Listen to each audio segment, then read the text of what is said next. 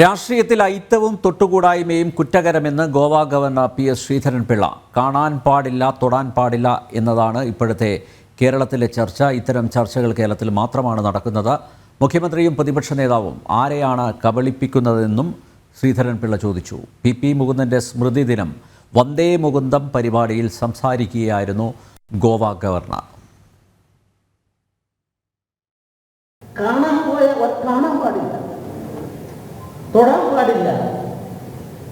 കഴിഞ്ഞ 2 ആഴ്ചയായി ഞാൻ അവിടെ നെറ്റിൽ കൂടായി പത്രങ്ങളൊക്കെ വായിക്കുക. അതുകൊണ്ടൊക്കെ ഞാൻ വായിക്കും, നെറ്റിലാണ്. ഇവിടുത്തെ മെയിൻ ചർച്ചാ വിഷയം എന്താ? കേരളത്തിലെ ചർച്ചാ വിഷയം കാണാൻ പോയോ, ഇന്നാളെ കണ്ടോ? എനിക്കറിയില്ല. ഒരു ജനാധിപത്യത്തിന്റെ അടിത്തറയാണ് നിങ്ങൾ ഇല്ലാതാക്കുന്നത്.